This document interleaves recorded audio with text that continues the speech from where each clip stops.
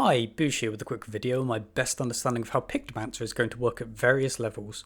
The job action trailer is out, and we have a better idea of how things are going to work after the live letter.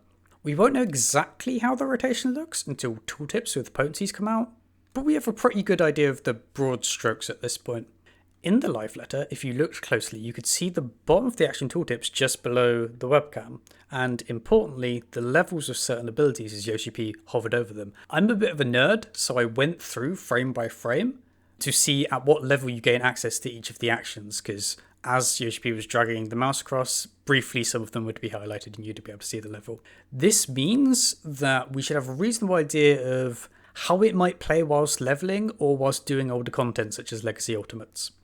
At first, Pictomancer seems super overwhelming and confusing. I know I was certainly confused looking at the job action trailer, but it appears to pretty much be two distinct job systems that mostly act independent of each other.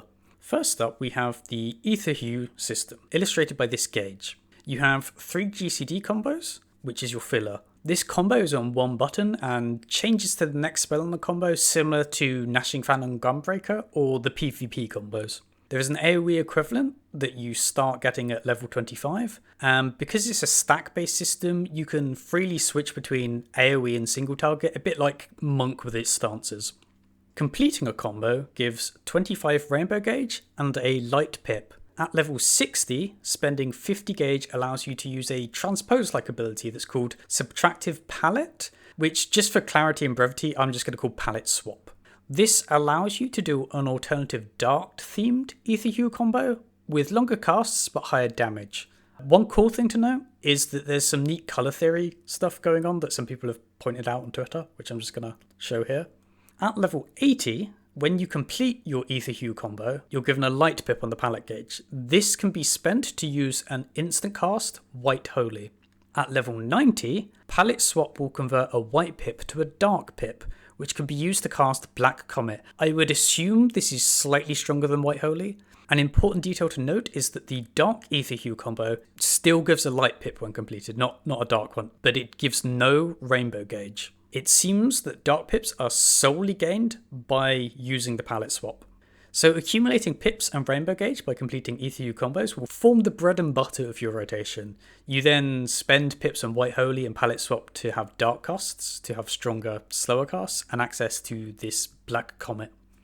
The second job system for Pictomancer is the Motif System, with its Canvas job gauge. There are 3 types of motifs: Creature, Weapon, and Landscape. For each of these, there are 3 components. There's a GCD cast, which stores the motif on its respective canvas. Each of these is instacast outside of combat, but has a hard cast inside of combat. None of these do damage by themselves.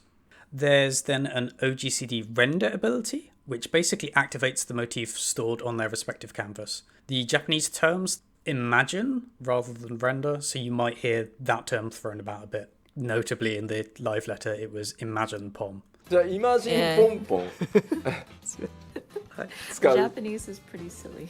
And finally, there's a third action that sort of completes the motif. Whilst the basic outline of these motif types is similar, how you actually apply them is different. First up, let's discuss the creature motif. This is accessible from level 30, and here you are essentially building your own summon, which can be seen by the little bar above the creature canvas. The first use of the motif gives a Moogle pom-pom to render. Next, you get its wings. You can then, once you have the pom and the wings, complete the motif to summon a Moogle that shoots a beam. Oh. The third use of the motif gives a claw, and the fourth gives fangs, which, when activated, wipes away all of the creature canvas and allows you to summon Medine, which also shoots a beam. Next, let's discuss the weapon motif. This gives you a hammer to render. Rendering this hammer gives you access to a 3-hit ranged combo. This combo is both instacast and appears to have guaranteed crit direct hit. This can function a bit like triple cast on Black Mage for the movement purposes, since it's 3 GCDs of completely free movement. It may, however, also be desirable to save its usage a little bit for during burst windows, depending on how potencies pan out. And finally, let's discuss the landscape motif. This is our raid buff motif, and we can use it from level 70 onwards. Rendering this puts a large circle on the ground, which if you stand in gives a bunch of different buffs. I would suspect that we get access to more of these buffs as we level, probably starting at 70 with only one of them likely the damage buff. As best as people have been able to figure out, these buffs are a damage buff, a finisher enabler, a free palette swap, a ley lines like speed buff, and a 5-stack buff that pulse after you cast. Once these 5 stacks are then used, you get a free instacast on the level 92 spell Rainbow Road. This does damage and gives a light pip on the palette gauge. Normally its cast time is super long, so we'll probably exclusively be using it for pre-pull and with this instacast proc from the landscape motif. The finisher enabler buff appears to allow the level 100 capstone ability, Star Prism, to be used. This is a strong hit that also does a reasonable heal, somewhere in the ballpark of 10 to 15% of non-tank health by the looks of it. So the broad strokes of the rotation appear to be this. In filler, you're performing a combination of building and spending Aetherhue Gauge and the light-dark palette pips, being sure to save some of them for burst. You're also storing your motifs on their respective canvases. For the creature motif, you are trying to build towards Moogle and Medine so that it is ready to complete for when burst phases come up. During your burst, you render the landscape motif to get buffs out, and then spend your strong casts such as Star Prism, Dark Comet, and Rainbow Road within the buffs, with Rainbow Road becoming available after 5 other casts have landed. The specifics for what will be optimal will depend on potencies and the like, but I think we can be pretty confident on what the general flow of Pictomancer is going to be like at this point.